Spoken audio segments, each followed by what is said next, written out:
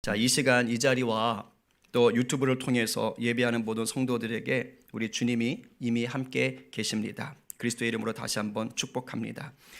지난주 온라인 예배 드리신 분들은 어떠셨습니까? 교회까지 올 필요도 없어지고 그냥 이렇게 씻지 않으셔도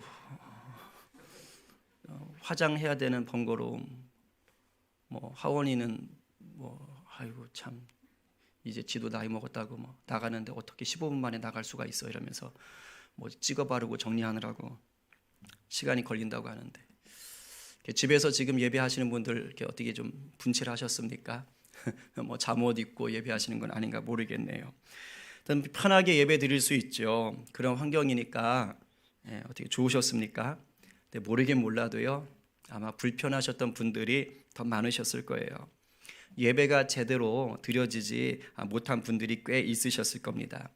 제가 건네 들었는데요, 오늘도 또 유튜브 앞에서 예배하시겠지만 그 집사님이 지난주에 예배가 시작되는데 막 이렇게 눈물이 나셨대요. 왜 그 눈물이 나는지 모르는데 막 눈물이 나셨대요. 아마도 이런 상황에 마땅한 것이 낯설고 또 받아들여지지 않아서 막 받아들일 수가 없는 거죠. 어쩌다 이렇게 됐나. 그래서 이렇게 아마 서글퍼서 그러셨겠죠. 어제 예배팀에서 나눔이 있었는데 한 형제가 그런 말을 해요. 온라인 예배는 다른 사람들 일일 줄 알았다. 근데 느닷없이 지난주에 갑자기 온라인 예배가 되면서 자기 가족이 지난 주일에 TV 앞에서 예배를 이렇게 드리게 됐을 때 괜히 서글퍼졌다. 자기가 살아오면서 지금까지 교회 오는 거를 방해받아 본 적이 없다는 거예요. 그런데 코로나로 인해서 이 교회에 올 수 없는 상황이 되니까 도대체 이게 뭐지? 이런 생각이 든다는 겁니다. 그러면서 교회에 나와서 현장에서 예배 드리는 게 얼마나 소중한 것인지를 다시 한번 깨달았다고 합니다. 그러니까 그동안 너무 익숙해서 이것을 소중한지 몰랐던 것에 대해서 다시 한번 생각하게 되는 거죠. 물론 좋았다고 하셨던 분도 계셨어요. 아마 지금도 그러실 수 있는데 헤드셋을 딱 쓰고 이어폰을 꽂고 다른 거 딱 방해받지 않고 그리고 예배했더니 너무 집중도 잘 되고 좋았다. 그것도 좋은 방법일 수가 있겠네요. 하지만 안타깝게도 예배에 전혀 집중을 하지 못했다라는 첩보도 제가 들었습니다. 특히 우리 다음 세대들, 예배를 처음부터 끝까지 진득하게 드린 친구들이 없고 중간에 잤다, 나중에 중간 나갔다, 이런 이야기가 들려요. 아마 쉽지 않을 거예요, 우리 아이들. 그리고 집에 아이들이 있거나 믿지 않는 가족들이 있으면 정말 예배하기가 어렵습니다. 바라기는 오늘은 모두가 예배에 좀 집중하셔서 하나님이 기뻐하시는 영과 진리의 예배 드리게 되기를 간절히 소망합니다. 코로나 사태가요 장기화될 조짐이에요. 대구하고 경북 지역의 확진자 증가폭은 이제 많이 줄었습니다. 하지만 우리 광주를 비롯해서 다른 도시는 계속해서 지금 확진자들이 늘고 있어요. 그러니까 조심스러운 거죠. 일단 확진자가 늘고 있다라는 말은 우리가 조심하지 않을 수 없다라는 말이 됩니다.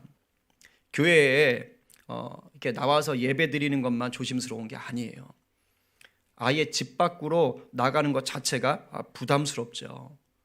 내가 아는 청년은 집 밖에 나가는 게 무섭대요. 자기 동네에 확진자가 나왔기 때문에 창문 여는 것도 무섭고 다 무섭대요. 그래서 요즘 집콕하고 있다고. 제가 아는 어느 나이 드신 분들은 이제 몇 주째 아예 집 밖에 못 나가고 계신 분도 있어요.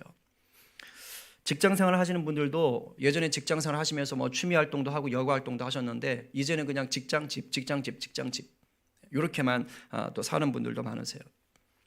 또 코로나 때문에 일거리가 줄거나 없어져 가지고 경제적인 어려움 속에서 원치 않는 휴업을, 그죠? 난 놀고 싶지 않은데 놀 수밖에 없는, 많은 시간을 그냥 가만히 있어야 되는 그런 분들도 계십니다. 우리 아이들도 예외가 아니죠. 일단 학교가 또 4월에 또 개학을 한다고 그러죠. 그런 얘기들도 있는데 학교도 쉬지요. 학원도 대부분 쉬고 있지요. 그러니 아이들이 어딜 가겠어요. 요즘 PC방 가도 확진자 뜬다 그러니 집에만 있는 겁니다. 그러니 그걸 보는 부모님들은 또 어떻겠어요? 집에서 성경 보고 말씀 보겠습니까? 아이들이 집을 PC방으로 만들겠죠. 그러니 쉽지 않은 겁니다. 그러니까 부모는 부모대로 어렵고 아이는 아이대로 힘듭니다. 우리가 지금 이래저래 적응하기 힘든 시간들을 보내고 있어요. 일찍이 우리가 경험해보지 못했던 정말 이상한 환난의 때를 만나서 싸우고 있는 중입니다. 이런 우리들에게 오늘 이 말씀이 큰 위로가 되고 도전이 되기를 간절히 축원합니다. 제가 기도하는 가운데 하나님께서 오늘 이 말씀을 좀 강하게 또 주기를 원하셨어요. 여러분, 어떤 상황에도 은혜와 평강 주시는 우리 주님이 바로 내 주님이신 것을 믿으시기 바랍니다. 그렇습니다. 우리는 지금 어려움을 당하고 있어요. 한두 사람만이 아니라 전 국민이 아니라 지금 전 세계가 같은 처지에 놓였어요. 이탈리아 보십시오. 하루에도 몇백 명씩 지금 죽어나가고 있지 않습니까? 그야말로 지금 이 시대 속에서 전 세계에서 가장 큰 적은 코로나 바이러스입니다. 아주 큰 적을 만났어요. 이 녀석한테 걸려들면 일단 건강을 잃게 되죠. 폐 손상이 심하다고 하잖아요. 심하면 목숨까지도 잃게 되고, 전염성은 또 얼마나 강한지요. 그냥 여간 조심하지 않으면 그냥 주위 사람들이 모두 다 이 코로나의 올무에 걸려듭니다. 근데 문제는 우리가 이러한 정보를 지금 계속 듣고 있다는 거예요. 여러분들이 계속 이거 스마트폰 눌러가지고 계속 보잖아요. 그죠? 오늘 몇 명 들었지? 어떻게 됐지? TV 틀면 계속해서 하루 종일 24시간 방송하니까 정말 귀에 따갑게 들리는 거예요. 막 눈에 인이 박힐 정도로 그 문자들을 계속해서 보고 있습니다. 상황이 이렇다 보니까 어떤 일이 벌어집니까?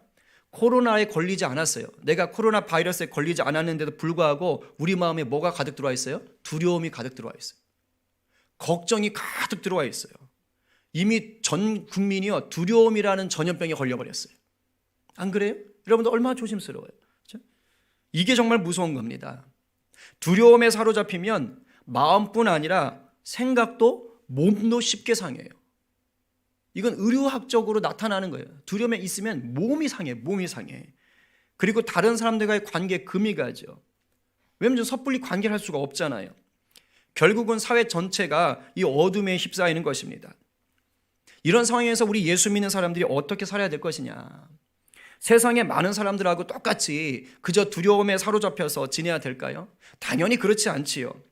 여러분, 두려움에 잡히는 것은요, 마귀가 원하는 거예요. 마귀는 우리를 어떻게 해서든지 이 두려움에 빠져들게 하려고요, 정말 쉼 없이 미끼를 던집니다. 그게 지금 우리가 보고 있는 그 미디어예요. 쉴 수 없이 우리가 그걸 지금 접하고 있잖아요. 우리 눈으로, 우리 귀로 끊임없이 그 정보를 지금 받아들이고 있잖아요. 온갖 미디어를 통해 가지고 우리 마음 가운데 이 두려움을 심어주고 있는 것입니다. 잘 걸르셔야 되는데 그게 쉽지 않은 것이죠. 거기다 보세요. 부정적인 댓글들이 얼마나 많이 있습니까? 특히 교회를 향해서. 딱 주일 끝나고 나면 바로 그 다음날 뭐가 나와요? 예배드린 교회, 이거 딱 올라오는 거예요. 제가 어제 저녁에도 딱 봤어요. 그랬더니 한 며칠 잠잠했거든요. 그랬더니 어제 저녁에 또 교회를 또 대상으로 또 이 올라오는 거예요. 그래서 엄청 10만 명 모이는 교회가 끝까지 예배를 강행한다고 하더라. 이게 도대체 무슨 논리예요? 예배들이 무슨 역적됩니까? 지금 막 이렇게 몰아가는 분위기입니다. 그럼 그 밑에 달린 댓글들은 또 얼마나 살벌합니까? 그러니까 우리가 지금 그런 것들을 접하고 있는 거예요. 그러니까 우리도 모르는 사이에 더 위축돼요. 막 두려움이라는 늪에 빠지게 됩니다.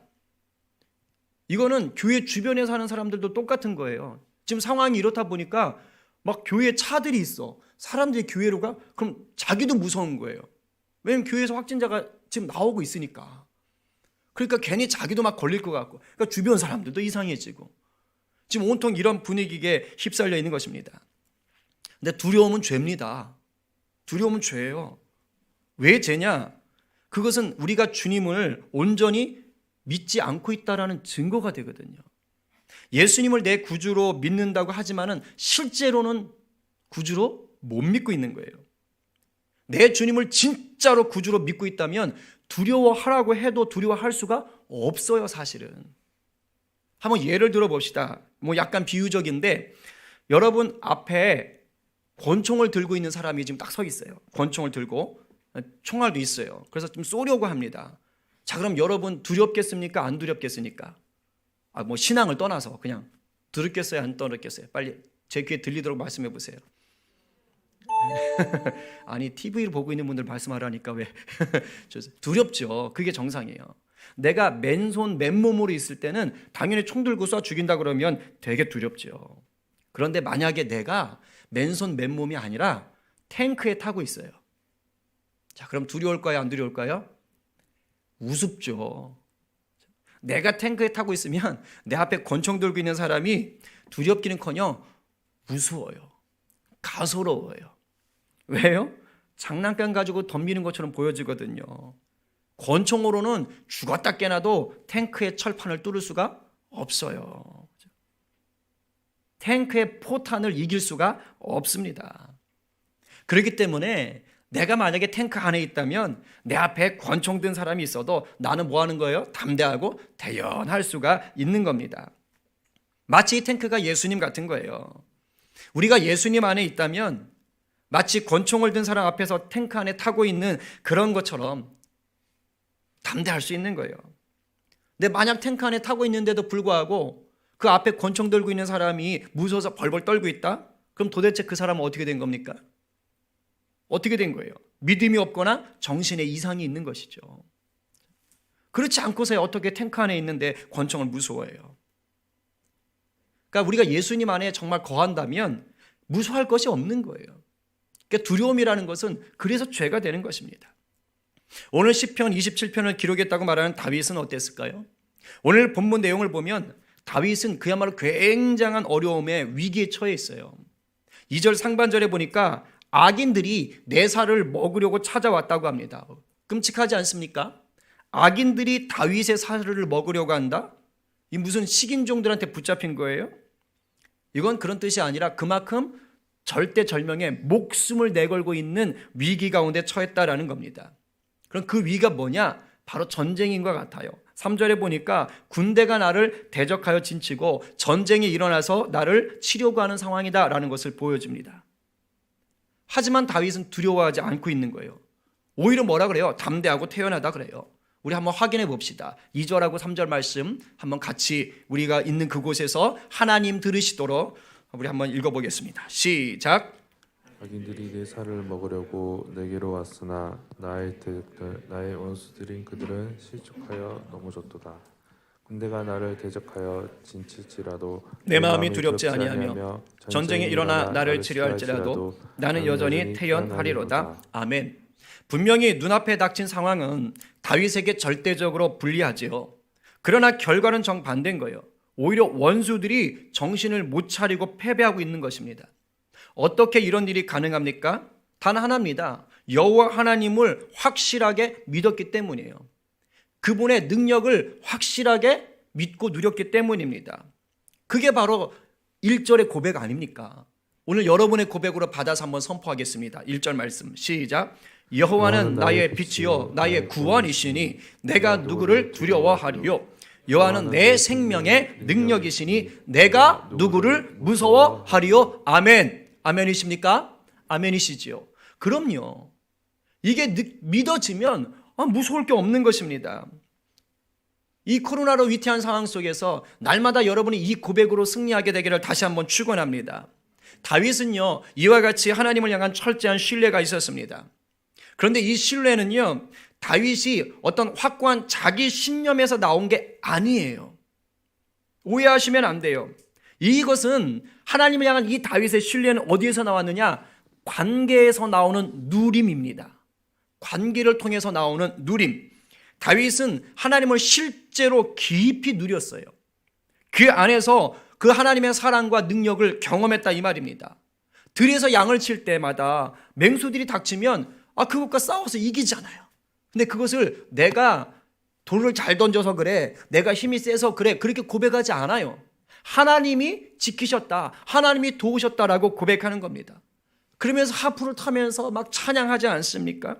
사울왕이 자기 장인 어른인 사울왕이 그냥 죽이려고 찾아다니는데 그것을 피해 다닐 때 그때 내가 약삭 빨아서 잘 피했다 이렇게 얘기하지 않습니다. 하나님이 지키시고 보호하셨다고 얘기하는 거예요. 얼마나 수많은 이방 나라들과 싸움을 합니까? 그래서 사울이 죽인 자는 천천히요 다윗이 죽인 자는 만만히로다 이렇게 얘기하잖아요. 근데 그때마다 하나님이 승리를 주셨다라고 다윗이 고백하는 거예요. 어떻게 이럴 수 있었습니까? 단 하나입니다. 다윗 삶 전체가요, 물론 실수했을 때도 있었지만 그의 전생의 전체로 보게 되면 그는 어디에 머물든지, 그것이 왕궁이든지 광야든지 골짜기든지 어디에 머물든지 다윗은 하나님을 인식했고 하나님과 교제하는 것을 멈추지 않았기 때문이에요. 그래서 그 하나님 안에서 바로 빛이요 구원이요 생명의 능력 되시는 우리 주님을 누렸던 것입니다. 우리가 예수님을 막 처음 믿기 시작할 때는 대부분 자기 신념에서 믿기 시작해요. 이게 나쁜 것은 아니에요. 왜냐하면 생각해 보십시오. 예수님을 안 믿다가, 뭐 모태신앙이면 좀 다를 수 있겠지만 경우가, 그러나 예수님을 안 믿다가 믿게 되면 그러면 이제 자기 신념을 통해서 주님 앞에 달려가요. 생각해봐요. 평생 예수를 안 믿고 세상의 기준, 세상의 성공만 따르던 사람이 야 이제 내가 예수님을 믿어야겠다 생각하면 그 옛날 것에 대해서 뭔가 좀 달리 생각해야 되잖아요. 얼마 전에 이제 새로 나오게 된 우리 지체가, 자매가 그런 얘기를 해요. 이제 설교를 듣고 나서 패러다임을 좀 바꿔야 되는 거군요. 제가 옛날처럼 생각하면 안 되겠군요. 예수를 믿으려면 제 생각의 틀이 바뀌어야 되는 것이군요. 내 생각의 틀이 바뀌어야 된다라는 것을 생각하는 게 뭘까요? 바꿔야지만이 내가 예수님을 제대로 믿을 수 있겠구나 라고 말하는 게 뭘까요? 일단 신념의 문제예요. 내가 그렇게 가야겠다라고 생각하는 것입니다. 그만큼 각오를 해야 되는 거예요. 그러니까 예수 안 믿다가 예수 믿을 때 내가 제대로 믿겠다 하면 대단한 각오를 해야 돼요. 여러분, 예수 안 믿는 자들은요 뼛속까지 진화론자입니다. 학교에서 그렇게 가르쳤어요. 근데 예수 믿으면 뭐가 바뀌어야 돼요? 태초에 하나님이 천지를 창조하시니라. 이건 권면도 아니에요. 그냥 딱 단정으로 선포해버리는 거예요. 벌써 거기서 부딪혀요.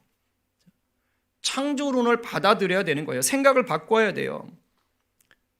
그리고 예수님에겐 정말 대단한 것들이 있구나. 복음서를 보면서 그것에 대해서 확신을 갖기 시작해야 돼요. 이런 단계는 아직 예수님을 인격적으로 만난 건 아니죠. 그냥 하나님을 믿기로 자기가 의지적으로 신념을 가지고 막 믿고 나가는 거예요. 그래서 예수님을 체험하지 못하면 그냥 이 단계로만 가면 머리로 믿게 됩니다. 의지로 믿게 됩니다. 자칫 교리로만 믿게 되지요. 그러나 신념에 머물던 신앙이, 자라가던 신앙이 예수님을 진짜 만나면 어떻게 되느냐? 이제 그때는요 예수님과 관계를 하는 거예요. 그래서 누려지게 되는 거예요. 우리는 여기까지 가야 되는 거예요. 관계를 통해 누리는 것입니다. 지금 이 자리에도 뭐 옆에 가족들이 있을 수 있고 또 성도들이 있어요. 우리 텔레비에서 앞에서 우리 지금 예배드리는 성도님들 옆에 가족들이 있습니까? 여러분 옆에 있는 가족을 왜 가족으로 여기세요? 날마다 여러분들이 신념을 가지고 옆에 있는 분들이 가족임을 선포하십니까? 이분은 내 어머니가 틀림없다. 주민등록 등본에 그렇게 적혀 있다. 나는 믿는다. 내 어머니다. 이렇게 선포하세요? 그런 사람 한 명도 없어요. 그냥 살아보니까 아는 거예요. 그냥 함께 사니까 그냥 누려지는 것입니다. 가족 되는 게. 그냥 내 가족들하고 살아보면서 깨달아요. 야, 얼굴만 닮은 줄 알았는데 말투까지 닮았네.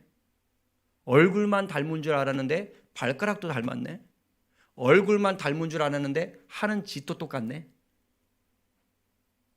자연스럽게 뭐가 되는 거예요? 저거 내 피부치구만. 내 가족이네. 이게 자연스럽게 나오는 겁니다. 자연스럽게. 바로 이와 같은 것을 얘기하는 거예요. 그래서 이 믿음이 곧 누림이 되는 것입니다. 우리 신앙도 똑같아요. 결국 신앙이라는 것은 뭐냐? 주님을 구주로 믿는 자가 누리는 삶이에요. 구주로 믿는 자가 누리는 삶. 이 믿음의 삶이 진짜가 되려면 그러니까 결국 예수님을 날마다 누리는 수밖에 없습니다. 요즘처럼 코로나 때문에 집에 붙어야 있어야 되고 예배도 집에서 드려야 되는 상황이라면 또 막 여가 생활도 못하고 취미 생활도 못하고 막 집 안에만 있어야 되는 상황이라면 더더욱 이 누림이 중요합니다. 신앙생활만 해도 그래요. 예배나 성경 공부를 하기 위해서 억지로라도 교회에 오면 그러면 뭔가 분위기가 있잖아요. 그래도 교회에 오면. 그죠? 그리고 막 성도들이 와서 또 으쌰으쌰 하기도 하고 그리고 성도 간에 또 사귐도 있고 뭐 셀 모임도 하면서 질문도 주고받다 보면 뭐 저런 생각도 하시는구나 하면서 도전도 받는단 말이에요. 근데 지금 그런 게 없는 거예요. 아예 요즘처럼 교회 오는 것들이 힘들어지면 그래서 그나마 내가 지키고 있던 믿음조차 이게 메말라 버리기가 쉽습니다. 그렇기 때문에 비록 지금 이 상황이 여러분 괴로우실 거예요. 안타까우실 거예요. 하지만 넉넉히 있을 수만은 없다 이 말입니다. 그래서 제가 오늘 이 말씀을 들고 나온 것입니다. 우리는 주어진 상황에서 주님이 원하시는 그 길을 찾아서 가야 되는 거예요. 살아가는 현장에서 하나님의 선하시고 기뻐하시고 온전하신 뜻이 무엇인지를 이루며 살아내야 하는 것입니다.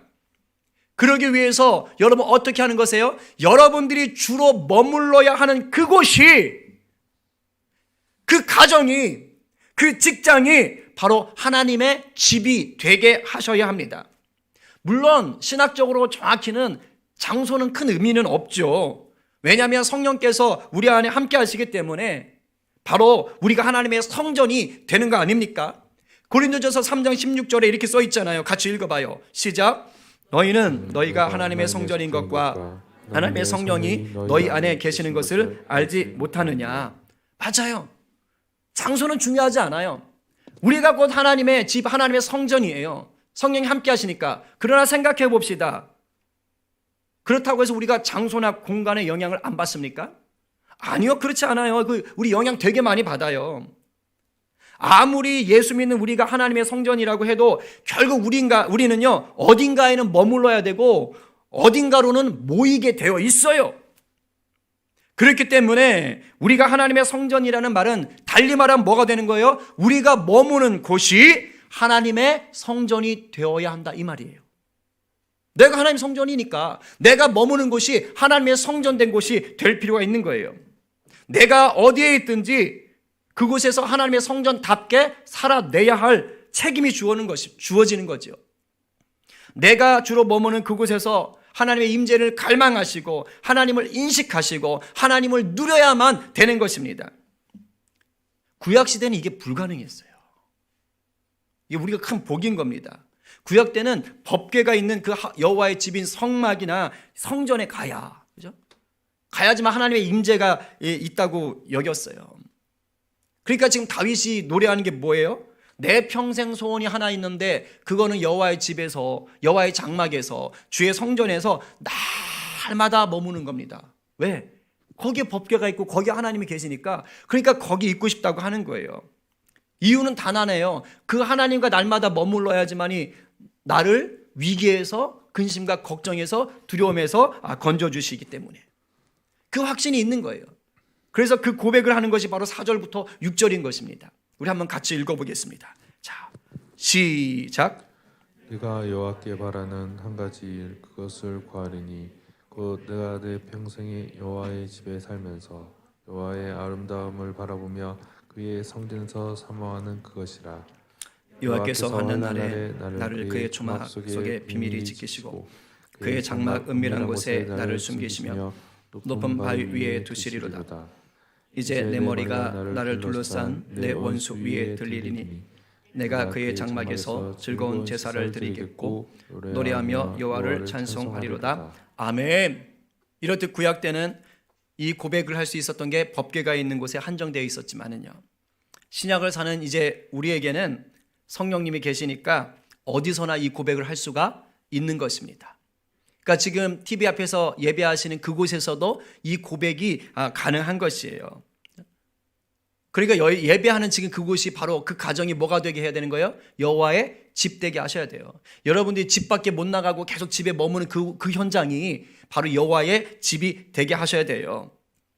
그러기 위해서는 남이 아니라 내가 먼저 주님과 친밀함의 교제를 누리실 수 있어야 됩니다.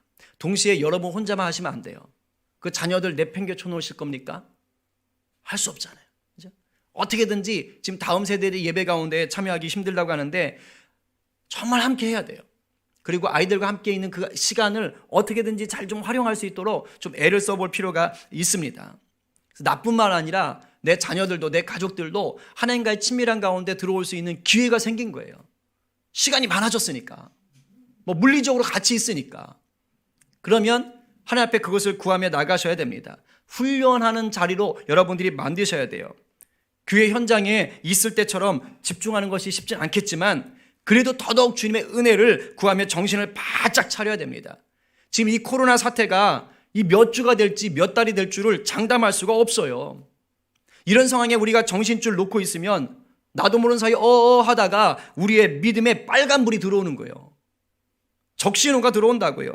나도 모르는 사이에 그냥 집안에서 주님과의 교제를 놓쳐버리면 교회도 못 오지. 그럼 어떻게 되는 겁니까? 그 시간에 뭐 하겠어요? 게임하지요. 하루 종일 TV 보지요. 인터넷 쇼핑하지요. 그냥 그렇게 살다가 그냥 하루 끝나는 거예요. 정말 정신을 차리고 깨어서 더욱더 주님과 얼굴을 마주해야 됩니다. 우리나라 대한제국 말년에 있었던 일입니다. 그 이승만 초대 대통령과 관련된 일인데 이 역사가 우리가 좀 잘못 배워서 좀 평가가 좀 왜곡되어 있긴 하지만 한번 들어보세요. 이분이 20대 때 한창 막 이제 그 두각을 나타내기 시작할 때 나라의 개혁을 부르짖다가 역적으로 몰려가지고 한성 감옥에 갇혔습니다. 아주 유명한 당시의 감옥입니다.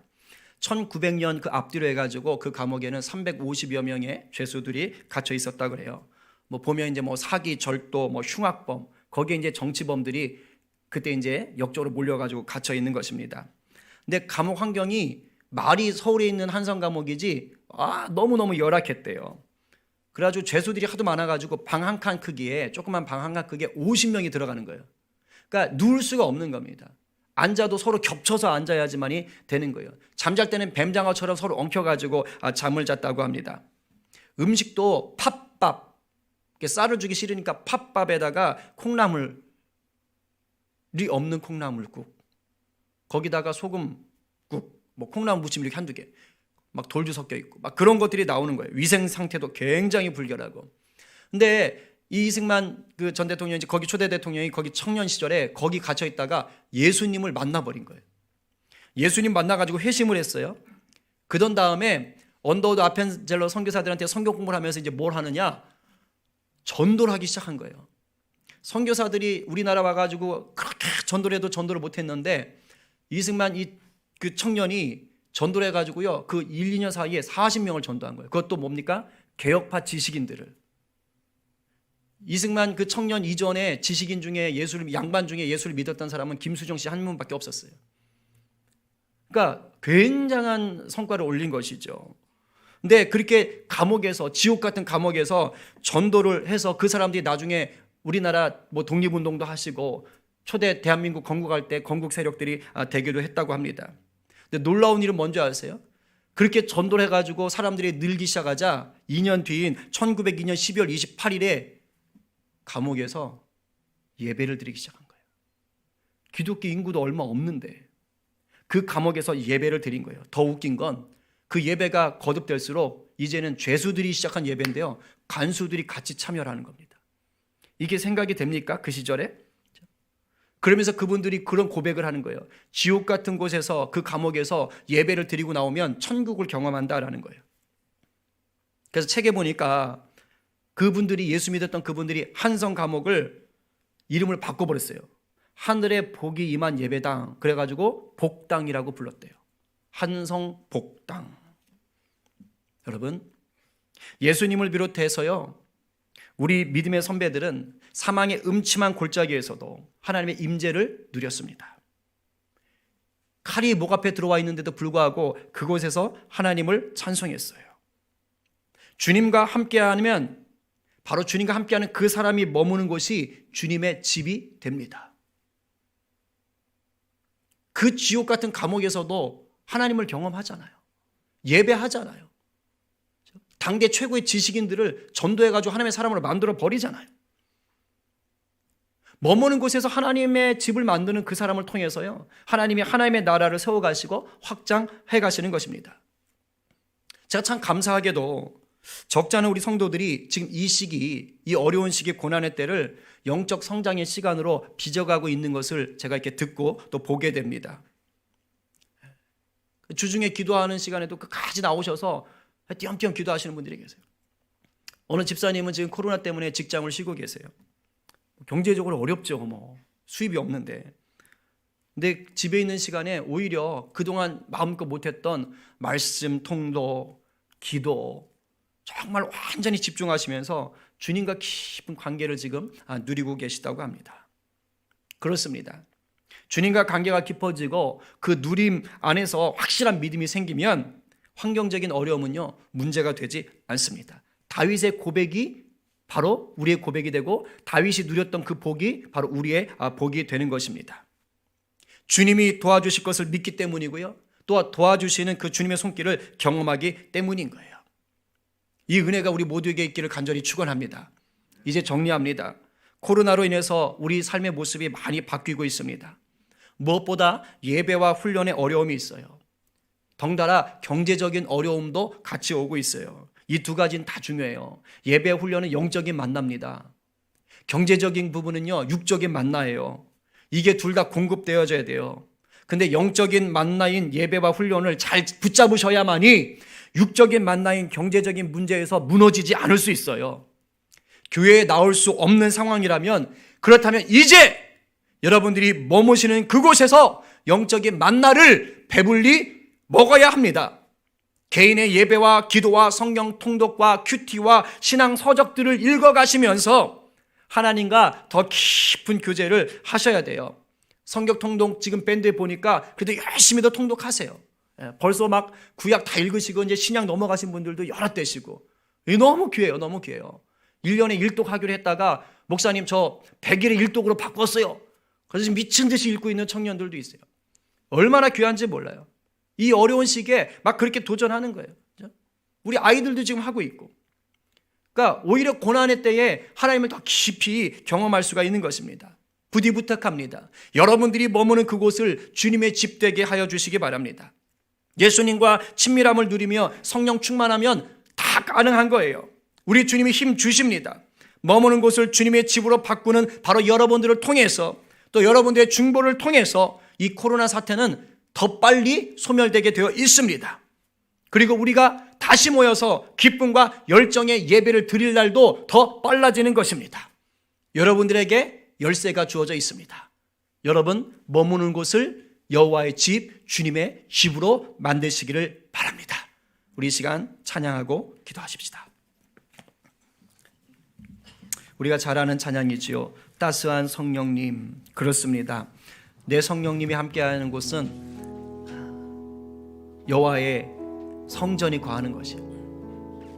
우리가 머무는 그곳이 여호와의 전이 될 수 있는 거예요. 우리 이 시간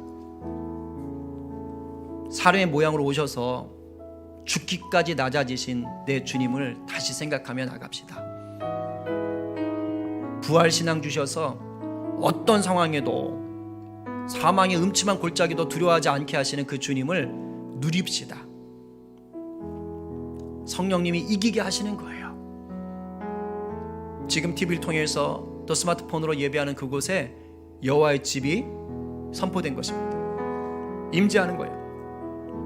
여러분들이 주로 거하는 그곳에, 바깥으로 못 돌아다니고 늘 머물러야 되는 그곳에 여호와의 집이 임재되어야 되는 거예요. 우리 그 갈망과 도전을 주님 앞에 올려드리며 우리 이 찬양 가운데 나가겠습니다.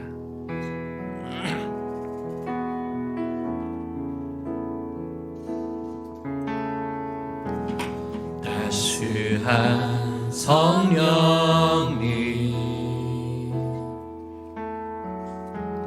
마음으로 보내 내 몸을 감싸며 주어지는 평안함 만족함을 느끼네. 사랑과 진리에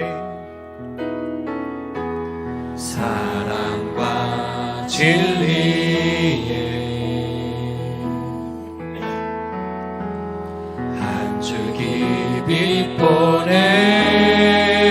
아멘. 내 몸을 감싸며 주어지는 평안함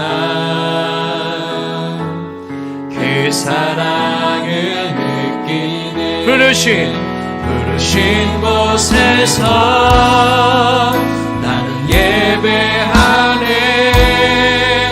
어떤 상황에도 나는 예배하네. 부르신 곳에서 나는 예배하네.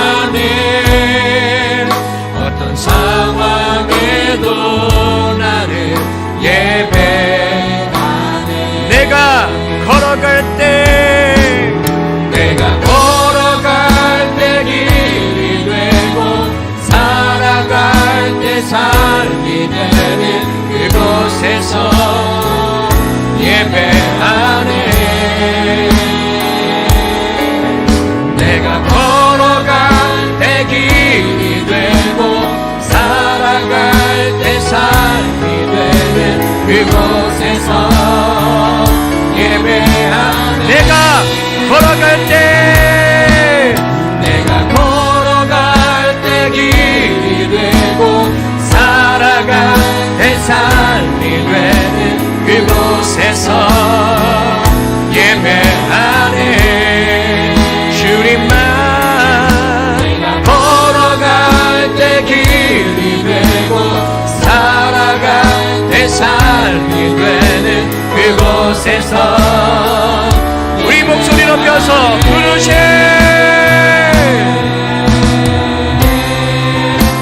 신 곳에서 나는 예배하네.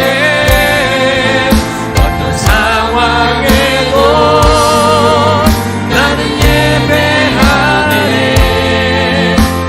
신 곳에서 나는 예배하네.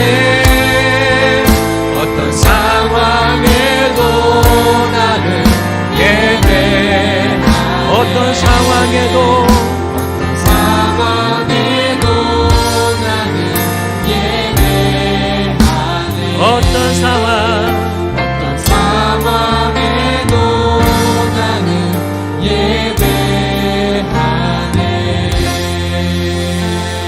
이 시간 기도합시다.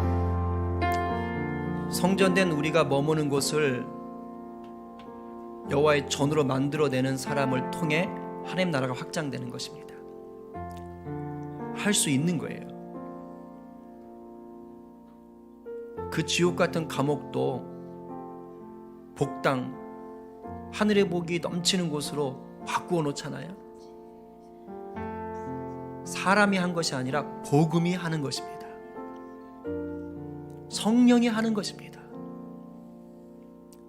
지금 환경적으로 어려워서 마음 놓고 모여서 예배하기가 어렵지요.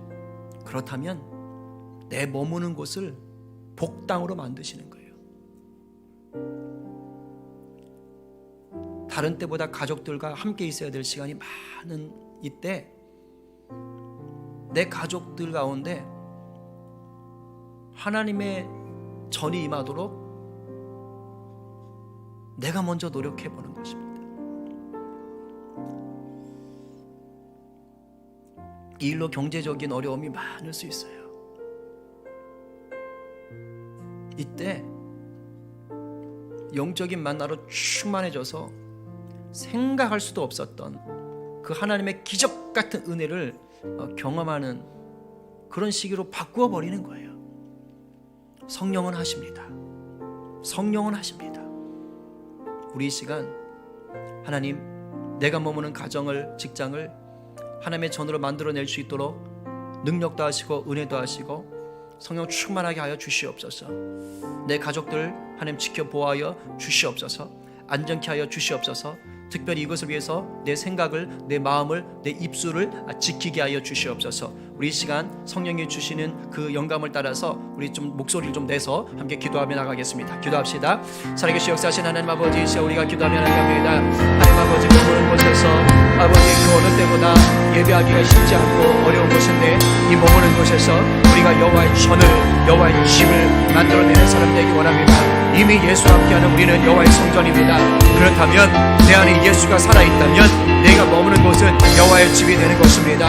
하나님, 그 어느 때보다 가정에 머무는 시간이 많이 있습니다. 가족들과 함께하는 시간이 많이 있습니다. 그렇다면 이제 그곳이 무엇이 되어야겠습니까? 하나님, 그곳이 지옥 같은 현장이 되어서야 되겠습니까? 불평과 불만이 가득한 곳이 되면 되겠습니까? 우리 주님 하십니다. 우리 주님 그 복음의 능력을 통해서 우리를 통하여 일하십니다. 내 가족이 머무는 나의 집을, 나의 가정을 천국의 복당 만들게 하십니다. 하나님 여호와의 집 되게 하십니다. 하나님 역사하여 주십시오. 나를 사용하여 주시옵소서. 나를 사용하여 주시옵소서. 나를 사용하여 주시옵소서. 우리를 사용하여 주시옵소서. 우리를 통하여서 우리의 가족이 아버지여 복당되게 하시고 여호와의 전될 수 있도록 주여 도와주시고 아버지 우리의 직장이 아버지 하나님의 나라로 될 수 있도록 역사하여 주시옵소서. 하나님 간절히 기도하며 나갑니다. 하나님 간절히 기도하며 나갑니다. 주여 이것을 위해서 복음의 능력을 아버지 누리게 하여 주시옵소서. 더욱더 말씀에 붙들리게 하시고 기도의 끈을 놓지 않게 하여 주시옵시고 좋은 신앙의 서적들을 통하여서 우리 영을 깨우게 하여 주시옵소서. 주여 특별히 우리의 마음을 지키게 하시고 우리의 생각을 지키게 하시고 우리의 입술을 지키게 하여 주시옵소서. 주여 하나님의 영으로 우리가 선한 일을 하게 하여 주시옵소서. 오 주여 아버지 함께 하여 주시옵소서. 이 시간 계속해서 기도하며 나가십시다. 이 민족과 열방을 중보하십시다. 코로나로 인해서 많은 자들이 고통당하고 또 목숨을 잃어가고 있습니다. 하나님이 우리에게 주시려고 하는 것은 재앙이 아니고 평안입니다. 미래가 있는 것이고 소망입니다. 우리 하나님은 능히 치유하시는 분이십니다. 우리 하나님에게로 나오면 됩니다. 우리 하나님을 바라보면 됩니다. 예수 그리스도의 이름을 부르면 됩니다. 하나님 이 민족과 열방이 주의 이름 부르게 하시고 치유하시는 주님의 은혜를 누리게 하여 주시옵소서. 하나님 이 일로 인하여 또 죽음으로 인하여 고통당하는 자들을 위로하여 주시옵시고 이것을 고치기 위해서 또 치료하기 위해서 하나님의 주신 일반 은총 안에서 애쓰고 수고하는 자들 하나님 그 은사를 사용하는 자들을 하나님 넉넉하게 지켜주시고 하나님 기쁨 주시고 하나님 감사할 수 있도록 도와주시옵소서. 하나님 이 일로 인해서 여러 가지 또 필요한 것들이 부족한 상황이 있습니다. 하나님 때를 따라 공급하여 주십시오. 만나와 메추라기를 보내셨던 것처럼 공급하여 주시옵소서. 경제적인 타격이 말할 수 없이 큰데 하나님 이 땅을 불쌍히 여겨 주시옵시고 고통당하는 자들 가운데 은혜의 해를 속히 허락하여 주시옵소서. 여러분 이 시간 정말 우리 뜨겁게 기도하셔야 됩니다. 정말 뜨겁게 여러분 기도하셔야 됩니다. 이 시간 우리 민족과 열방을 위해서 다 함께 주여 한번 외치면서 기도하겠습니다. 주여 하나님 하나님 정말로 전 세계에 유행병이 돌아다니는 아버지 전쟁이 오게 되면 아버지 수백만 수천만 명이 아버지 죽어나가는 것을 역사 속에서 보게 됩니다. 하나님 이제 아버지 WHO에서 아버지에게 하나님 아버지 이것을 또 전 세계적인 유행병으로 팬데믹을 선포했습니다. 선언했습니다. 하나님 아버지 위기 상황입니다. 아버지 우리나라뿐만 아니라 정말 이탈리아, 유럽, 하나님 미국, 아버지 일본 할 것 없이 이제 확진자들이 늘고 사망자들이 속출하고 있습니다. 하나님 아버지 그 땅을 불쌍히 여겨주십시오. 치유하시는 하나님, 회복하시는 하나님, 구원하시는 하나님, 용서하시는 하나님 앞에 우리가 부르짖게 하시고 아버지 구원의 주님을 또한 찾게 하여 주시옵소서. 하나님의 이름을 부르면 예수 그리스도의 구원의 이름을 부르면 우리는 사함을 받고 치유함을 받습니다. 온 땅이 다시 한번 주님께로 돌아서게 하여 주십시오. 하나님으로부터 멀어졌던 것들을 회개하게 하여 주십시오. 하나님보다 높아졌던 것들을 회개하여 주십시오. 이제는 주님 앞에 무릎 꿇게 하시고 주님의 은혜를 감사히 구하며 나아갈 수 있도록 인도하여 주시옵소서. 아버지 이 코로나 위해서 애쓰고 수고하는 손길들 하나님 위로하시고 격려하여 주십시오. 코로나 인해서 고통당하는 자들을 위로하여 주십시오. 경제적인 어려움이 말할 수 없이 큽니다. 하나님 속히 회복하여 주시옵소서.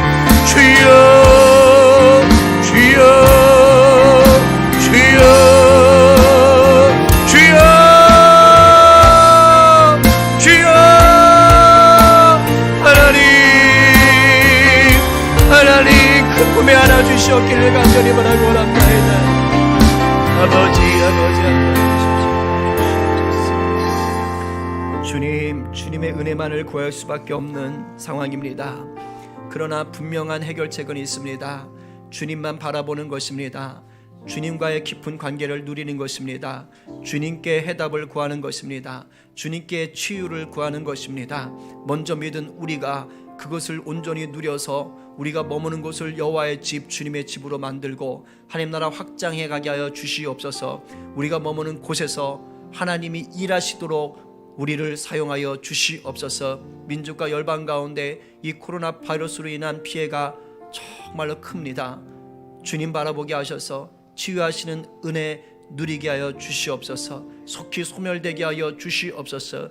또한 아버지 우리가 자연스럽게 하나님 모여서 열정의 예배, 기쁨의 예배를 드릴 수 있는 날을 속히 허락하여 주시고, 하나님 부정적인 여론들이 자꾸 형성되는 가운데 있는데 하나님 막아 주시옵소서. 주님 이 시간도 어려운 가운데서도 또한 물질을 구별하여 주님 앞에 드립니다.